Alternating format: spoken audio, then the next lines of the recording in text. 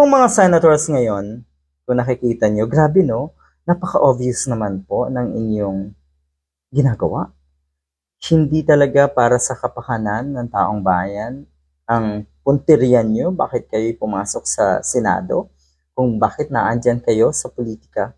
Hindi talaga eh. Pansariling interes, kung hindi man ay interes ng mga grupo na sa tingin nyo ay or pinapaboran nyo. Katulad po ng ginagawa ngayon ni Robin Padilla, Bato de la Rosa, at yun nga, itong sa Senator Amy. Nag-abalang-abala itong mga litsugas na ito ngayon sa pagtatanggol sa SMNI. Okay.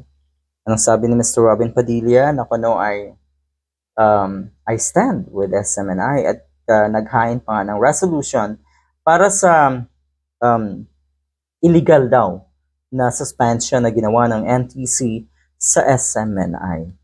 Good luck. Paano naman itong si Madam Amy? Sabi dito, nauna, ngayon na daw dapat. Presidential sister, Senator Amy Marcos, pushes talks between former President Rodrigo Duterte and his brother, President Ferdinand Marcos Jr. Oho! Ay bakit sila? Ay bakit hindi yung may-ari ng SMNI? Bakit kailangang si Digong ang mag-represent at humarap sa Pangulo in the name of SMNI? Baka naman kasi sa kanya yung SMNI, ano ho? Or talagang sa kanilang dalawa nung advisor niya ho, no? Etong ano ba to? Sunshine Media Network International na tinaguri ang peking media ng maraming eksperto, ng maraming personalidad. At ako rin ay naniniwala na hindi naman talaga media itong SMNI. Ano daw? Dapat daw mag-usap na now na to come up with a resolution on Sunshine Media Network International. You see, ganitong-ganito ngayon ang pinagkakaabalahan na itong mga senators na ito.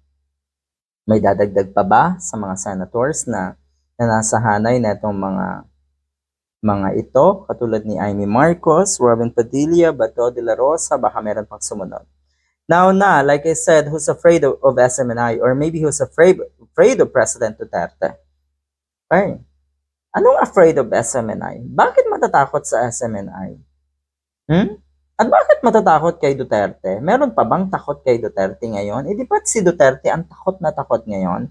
Di ba't ang mga katulad ni Bato ang takot na takot ngayon? Di ba't ang mga katulad ng may-ari ng SMNI ang takot na takot ngayon kung ano yung totoong mangyayari sa kanilang network? Malaking bagay na naandyan yung kanilang platform. Unang-una, dahil yan po ang kanilang ginagamit para manggoyo, para manloko ng mga kababayan natin, para magpalaganap ng peking kung ano man. Tapos sasabihin, who's afraid of SMNI? Parang wala naman. Okay?